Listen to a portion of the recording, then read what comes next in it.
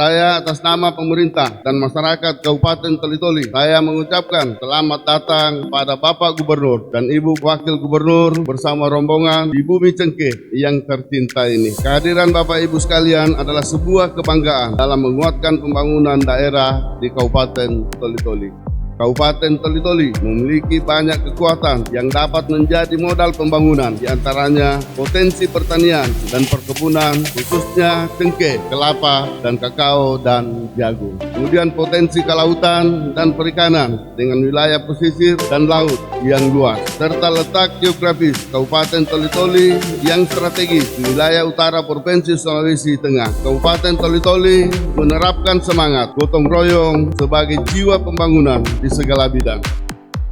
Saya mulai dari masuk Toli-Toli, saya merasakan sebuah perubahan besar. Saya merasakan masyarakat memiliki optimisme yang besar. Tinggal masih ada sedikit lagi saya lihat. Mudah-mudahan tadi malam saya sudah bicara dengan Kepala Balai. Tahun ini Pak Bupati terus dilanjutkan pekerjaannya, masih ada sisa anggaran. Kemudian tahun 2026 dituntaskan.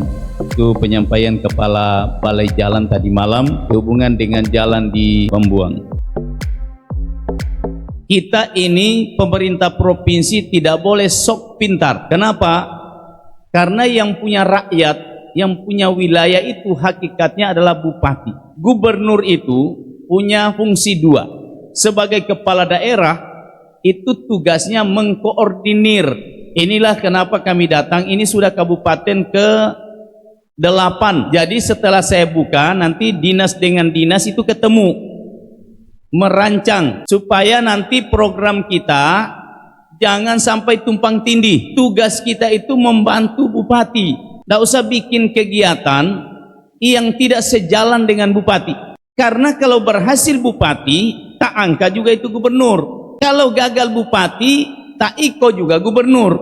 Nah, kita mau seperti Pak Bupati tadi, kolaborasi, gotong royong. Nah ini.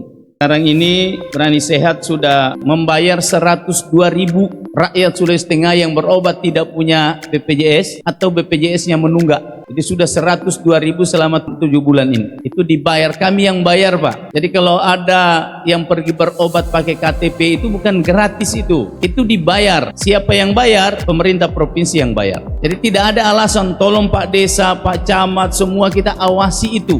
Ini disertai dengan dana. Berobat, begitu diobati, rumah sakit, puskesmas naginya ke kita, ke pemerintah provinsi. Yang jamin aktif BPJS-nya kami. Jadi kami sudah jamin ke BPJS. Jadi sudah berapa jaminan? Sudah 102.000 ya. Sudah 37 miliar Pak. Dana yang kita bayar ke BPJS. Yang penting jangan kau halangi orang walaupun menunggak atau tidak ada BPJS-nya harus dilayani.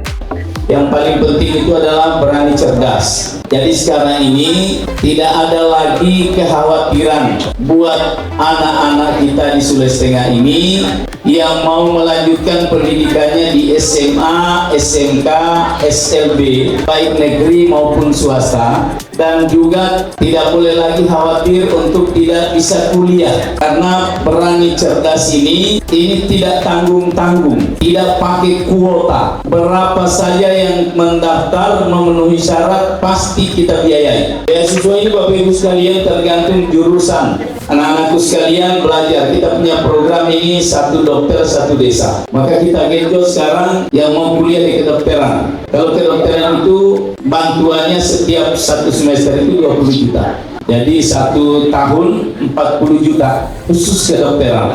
Jadi kalau ada keluarga kita biasa cerdas-cerdas, tapi orang tuanya tidak mampu, tidak usah khawatir. Ini pintu supaya bisa mau menjadi dokter. Demikian juga jurusan-jurusan lain. Jadi kita sesuai jurusan. Kalau jurusannya 10 juta kita bayar sampai dia sarjana.